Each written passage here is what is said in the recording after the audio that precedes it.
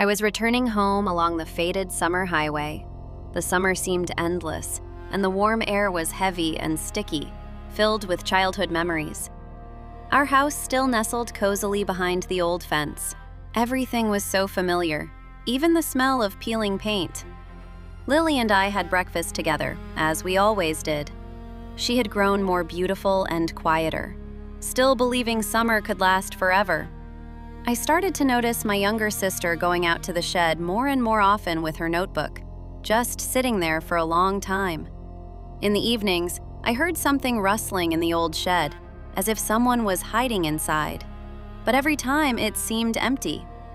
One night, I went into Lily's room. She clutched her pillow tightly and watched carefully to be sure I wouldn't look under it. Each day, Lily seemed farther away. At dinner, she didn't look at anyone. She just stared at the dull window glass. I started to hear her whispering at night. At first, it was quiet, barely audible. Then it got more and more insistent. One night, I stood barefoot in the hallway, not daring to open the door and check if she was awake.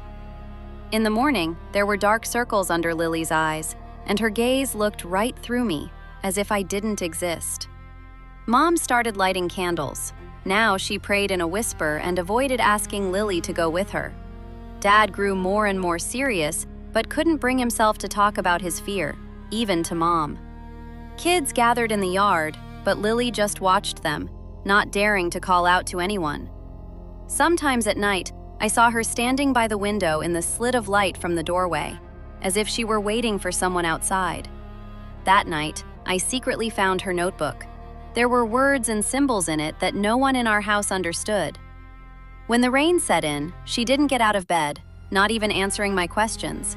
I stood in her doorway all night, not daring to come in and really talk to her. Sometimes her hand would trace circles on the covers by itself, and for some reason, I was afraid to stop that motion. The whole family grew quiet. At the table, we were silent more often than usual. Even the forks clinked more softly. Mom started putting crosses on the windows and locking every door before bed. I listened to her breathing. It sounded foreign, too deep for a 14-year-old girl. I tried to tell it all to a friend, but I couldn't find the words, not even on paper. When the pastor arrived, I had no expectations except for silence. The pastor began to pray, and it was like the house shuddered, candles flickered, and the shadows spread across the walls. For the first time, I watched Mom cry like an adult, genuinely, not hiding her eyes. At dawn, I caught her barefoot by the forest's edge. Lily didn't seem to notice the prickly, wet grass. Dad hadn't slept for nearly a week, drank endless coffee, and grew more silent every day. I saw the way Lily looked at the crosses. Sometimes her fingers tried to take them down, as if she didn't remember why they were there. I heard her talking in the shed. It was like she was speaking to something without a name. In the attic, I found drawings, circles, eyes, entwined letters. That's when I got truly scared. Mom's hand trembled as she wrote something to the pastor, never daring to send it. At night, the light was always on in her room. When I peeked in, she was just sitting and staring at the wall. Time seemed frozen in the house. All we could do was wait, for it to end. Even when the sun shone bright, the shadows by our front porch never seemed to shorten. I saw her take apart a flower, petal by petal, carefully, with stubborn indifference. In the evening, the three of us sat together, TV off, listened to the rain, and said nothing to each other. Her diary always stayed closed. The candlelight made the shadows on her face even longer. In my room at night, the draft blew through pages of forgotten books. Somehow, it made me uneasy. One day, I saw the reflection of something foreign, something unknown in her eyes. I tried to go outside just to clear my head, but the empty road never eased my anxiety. Dad suddenly started boarding up the windows, even ones we hadn't used for years. In the kitchen, Lily traced patterns on the table with her finger, like she was inventing a new code. She started sitting in the bath for a long time, unmoving, not reacting to anyone knocking. Dad held the family Bible, but it no longer seemed to comfort him. We all waited, the way you do before a storm. but it was just another ordinary July night. One night, it seemed to me her shadow on the wall moved on its own. Mom found one of her drawings in the attic. Its edges looked like someone tried to burn them. I tried to burn one of Lily's notes. The fire died out instantly. The paper blackened but never burned away.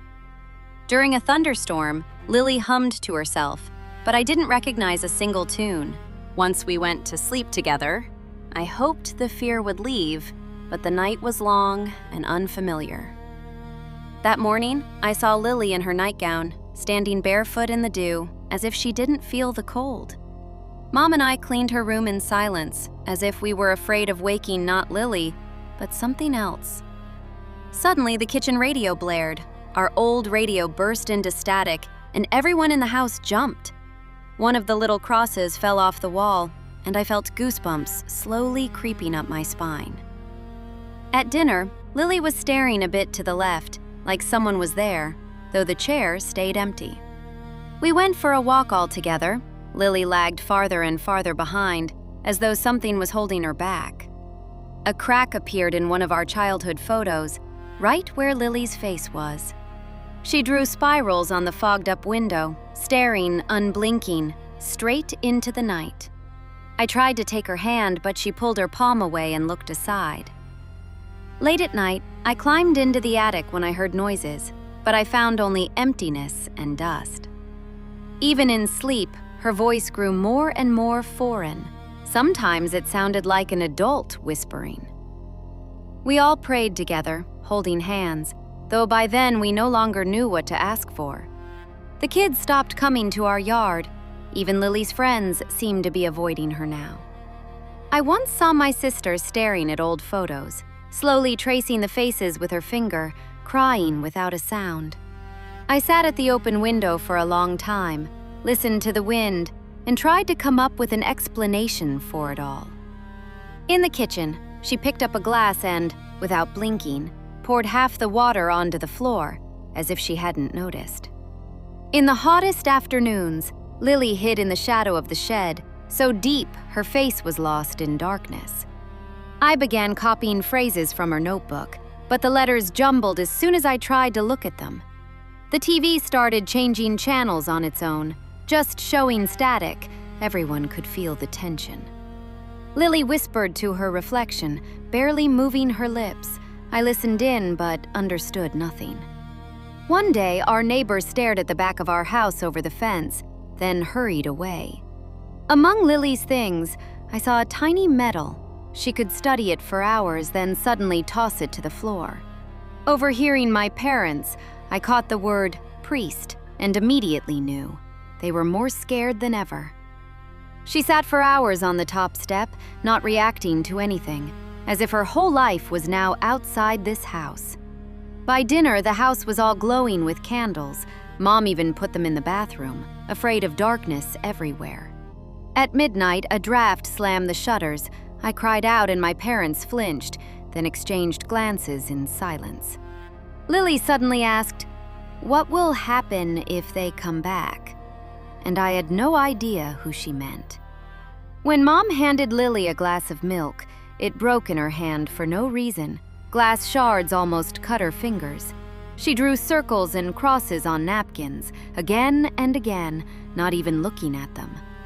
I was woken up by quiet crying. At first, I didn't know whose, but I couldn't do anything about it. Sometimes it seemed the shadows grew longer, not just at dusk, but in the middle of the day. Mom started reading prayers more and more often, not aloud, just to herself, and I saw her eyelids trembling. I felt Lily's heavy gaze on me. She was looking through a barely open door, like she didn't recognize me. Inside the closet, I found new drawings, the lines twisted into something like a web. When Dad dropped his fork at dinner, the clatter sounded too loud. Everyone in the house froze. With the storm coming, the lights partially went out. We lit the candles we had ready as usual. She started standing by the fireplace a lot, staring the embers as if listening to someone's voice. I found a charred scrap of paper among the ashes. On it, I could just make out some Latin phrases. At night, a draft made the cross above the door swing, and it seemed to me it was about to fall. She asked me, "Why doesn't the darkness go away in the daytime?" And I never found an answer. I tried to draw a map from her notebook, but the lines always tangled, ending up only as an unfinished spiral. My parents finally called the pastor. Their hands were trembling, as were their voices. The pastor's car appeared down the country road exactly at sunset. He entered, crossed himself in the doorway, and Lily not even look up. The priest opened his worn-out Bible. The pages rustled as if from a draft. When he began to pray, Lily started to shake, as if her soul was fighting itself. Thunder crashed. The candles nearly went out. Lily screamed, not with her usual voice, but harsh and piercing. The priest sprinkled holy water around the room, and I saw the shadows thin and draw back to the corners. Mom sobbed in Dad's arms, and even when all was quiet, I was afraid to believe the nightmare had ended. By morning, it felt like we were recovering from a bad illness. We all looked drained, and only Lily seemed lighter, but different. That morning, for the first time, I saw something like a smile on Lily's face. Shy, fleeting, as if she barely believed it herself. I watched her getting dressed. Her movements were slower, more careful than before. Dad asked Lily to walk through the garden with him. They picked wilting flowers together, sharing only silence. The whole house seemed to exhale. We sat in the living room afraid to say a word. Too much had changed in one night. Mom prayed at the window, clutching a child's cross. She repeated the same words again and again, still frightened. We folded the laundry together, and when our hands touched by accident, goosebumps ran along my arms. Sitting together on the porch, I didn't know what to say. I wanted to hug my sister like I did when we were little, but the words stuck inside me. At night, nightmares still plagued her, but this time, she never called out anyone's name. I read her journal aloud. It was just ordinary lines about weather and school, nothing scary anymore. Gradually, ordinary life returned. Breakfast, conversations, even a little laughter. Lily started lining up spoons and cups on the table with funny precision, grinning a bit whenever Mom noticed. I went up to the attic and looked at the burnt pictures. Now they didn't scare me. They made me feel something like pity. The pastor dropped by for a minute, asked if we were all right, smiled at Lily, and left as quickly as he'd come. Lily's drawings changed. Now there were simple faces and hearts on napkins. I put her old notebook in a box and hid it under the bed. It felt like we both wanted to forget the past.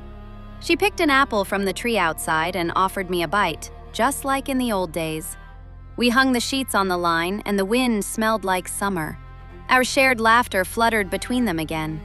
The dog barked joyfully, and Lily, as she used to, threw him a stick and laughed.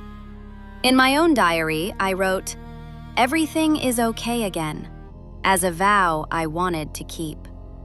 To see Lily braiding her hair in the sunlit window was like noticing for the first time how she was growing up. We gathered up the candles together, putting them away as if to lock away the dark part of summer with them. In the garden, I found a forgotten little cross. I held it tight in my fist for a long time, not sure if I should throw it away or give it back to Mom.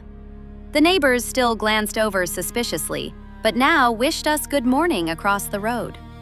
At sunset, Lily and I told each other funny stories, as if nothing had ever happened.